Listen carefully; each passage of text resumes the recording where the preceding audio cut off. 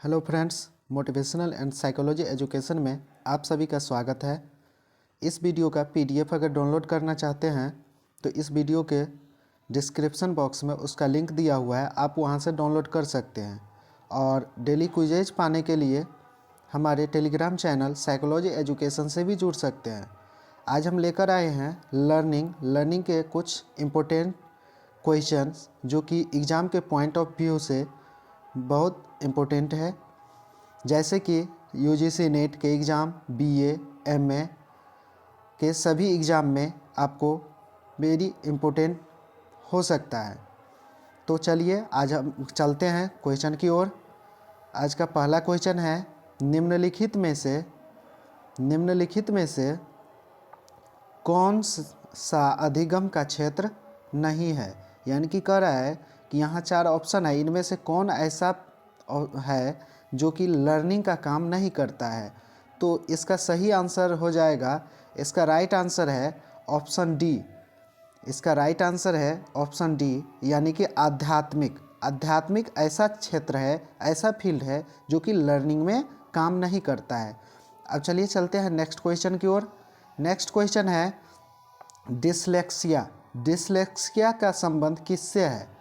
Dyslexia का संबंध किससे है। तो यहाँ पर 4 ऑप्शन है, इनमें से आपको जवाब देना है।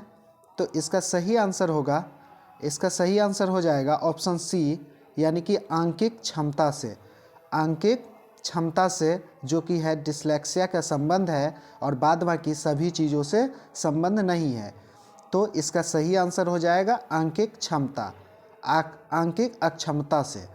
अब चलिए नेक्स्ट क्वेश्चन की ओर चलते हैं। नेक्स्ट क्वेश्चन है, बच्चों को सीखने और सुनने के लिए अधिगम योग्य वातावरण के लिए निम्नलिखित में से कौन से उपयुक्त है। यानी कि यहाँ पर जो ऑप्शन है, इनमें से कौन सा ऐसा ऑप्शन सही है जो कि बच्चों को सीखने और सुनने के लिए लर्निंग करने के योग्य वातावरण है। तो इसका सही आंसर हो जाएगा ऑप्शन ए, जो कि ऑप्शन ए बिल्कुल सही आंसर है। यानी कि शिक्षार्थियों को यह छूट देना कि सीखना है और कैसे सीखना है। यानी कि शिक्षार्थियों को छूट देना कि वह सीखना है, लेकिन कैसे सीखना, ये इसका बिल्कुल सही आंसर है। अब चलिए नेक्स्ट क्वेश्चन की ओर चलते हैं। नेक्स्ट क्वेश्चन है,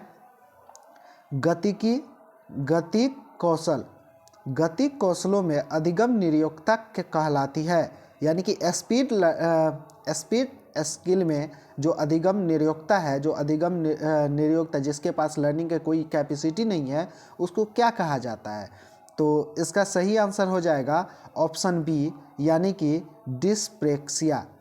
डिस्प्रेक्सिया के कारण जो है गतिक कौशल का निरयोक्ता कहलाती है लर्निंग सीखने में। अब चलिए नेक्स्ट क्वेश्चन की ओर चलते हैं। नेक्स्ट क्वेश्चन है अधिगम निरयोक्ता क्या है। अधिगम निरयोक्ता ... ऑप्शन है ए है समुचित निवेश के साथ सुधार योग्य नहीं होती। दूसरा ऑप्शन है एक स्थिर अवस्था है। तीसरा है एक चर अवस्था है। और चौथा ऑप्शन है जरूरी नहीं कि कार्य पद्धति की हानि करे। तो इसका सही आंसर होगा ऑप्शन सी, यानी कि एक चर अवस्था है। अधिगम निरयोक्ता एक वेरिएबल स्टेज है। अब चलिए नेक्स्ट क्वेश्चन की ओर चलते हैं।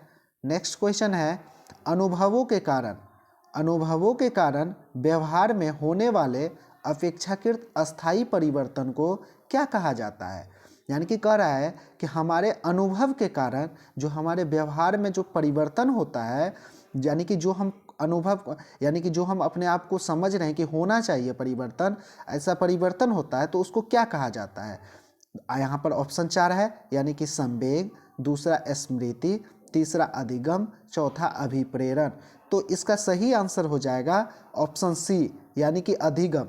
यानी कि अनुभव के कारण व्यवहार में जो भी हमारा परिवर्तन होता है वो भी अस्थाई, उसको हम लोग अधिगम कहते हैं।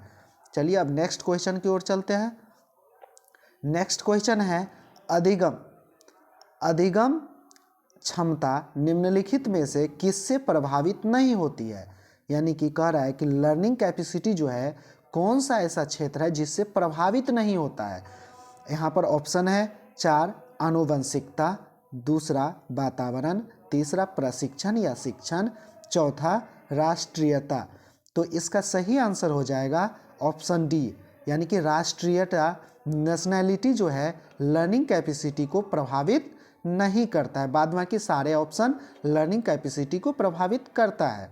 तो इसका सही आंसर हो जाएगा ऑप्शन डी, यानी कि राष्ट्रीयता जो है अधिगम कैपेसिटी को प्रभावित नहीं करता है। अब चलिए नेक्स्ट क्वेश्चन की ओर चलते हैं। नेक्स्ट क्वेश्चन है किस अधिगम मनोवैज्ञानिक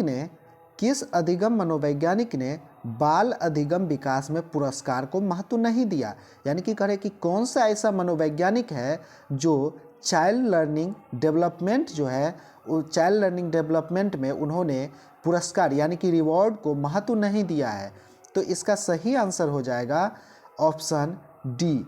इसका सही आंसर होगा ऑप्शन डी, यानी कि गुथरी जो है, गुथरी बाल अधिगम विकास में पुरस्कार को महत्व नहीं दिया। बाद में कि सभी मनोवैज्ञानिक ने महत्व दिया है रिवॉर्ड को। अब चलिए नेक्स्ट क्वेश्चन है, नेक्स्ट क्वेश्चन की ओर चलते हैं। नेक्स्ट क्वेश्चन है निम्नलिखित में से किस एक ने शिशु के अधिगम को सहायता नहीं मिलती। यानी कि कह रहा है कि कौन सा ऐसा ऑप्शन है इसमें से जो कि शिशु के अधिगम को सहायता नहीं देती है। तो इसका सही आंसर होगा स्कूल का बस्ता। स्कूल का बस्ता जो है जिसके कारण शिशु के अधिगम यानी कि लर्निंग करने में सहायता नहीं देती, बाद बाकी सभी चीज़ें देती है, जैसे कि अनुकरण, अभिप्रेरणा, पुरस्कार, ये सभी शिशु के लर्निंग में सहायता देती है, हेल्प मदद करती है। बल्कि स्कूल का बस्ता जो है शिशु को कोई भी चीज़ सीखने में मदद नहीं करती है। तो इसका सही आंसर हो जाएगा ऑप्शन सी, स्कूल का बस्ता। अब चलिए नेक्स्ट क्वेश्चन की ओर चलते हैं और इस वीडियो की लास्ट क्वेश्चन है। तो क्वेश्चन है निम्नलिखित में से कौन सा कारक अधिगम में बाधक होता है। यानी कि करें कि कौन सा ऐसा ऑप्शन है जो फैक्टर लर्निंग में उसको प्रभावित करता है, फैक्टर लर्निंग को प्रभावित करता है, यानी कि बाधा पहुंचाता है कारक अधिगम को। ऑप्शन है अभिप्रेरणा, दूसरा रुचि, तीसरा अधिगमित निस्सहायता और चौथा बुद्धि। तो इसका सही आंसर हो जाएगा ऑप्शन सी, यानी कि अधिगमित निस्सहायता। यानी कि जो जिसको हम लोग नहीं सीखे हुए हैं, यानी कि अधिगम नहीं किए हुए हैं या हमको सहायता नहीं पहुंचा रहा है, तो ये जिसके कारण हम लोगों को कारक अधिगम में बाधा पहुंचाता है। बाद बाकी अभिप्रेरणा, रुचि, बुद्धि ये सभी कारक अधिगम में बाधा नहीं पहुंचाती है। तो इसका सही आंसर हो जाएगा ऑप्शन सी, यानी कि पूछ रहा है कि कौन सा ऐसा फैक्टर है जो कि कारक अधिगम में बाधक होता है। तो इसका सही आंसर हो जाएगा ऑप्शन सी, यानी कि अधिगमित निस्सहायता जो है फैक्टर अधिगम में यानी कि कारक लर्निंग में बाधक होता है। इस वीडियो को लास्ट तक देखने के लिए आप सभी को बहुत बहुत धन्यवाद। अगर वीडियो अच्छा लगे तो लाइक शेयर ज़रूर करें और ऐसे ही इम्पोर्टेंट वीडियो देखने के लिए हमारे डिस्क्रिप्शन बॉक्स में लिंक दिया हुआ है, उससे आप देख सकते हैं, या हमारे चैनल के प्लेलिस्ट में जाकर भी देख सकते हैं। और चैनल को सब्सक्राइब भी करें, बेल आइकन को प्रेस कर लें ताकि अगर वीडियो जब भी अपलोड हो तुरंत आप तक पहुंच सके। धन्यवाद।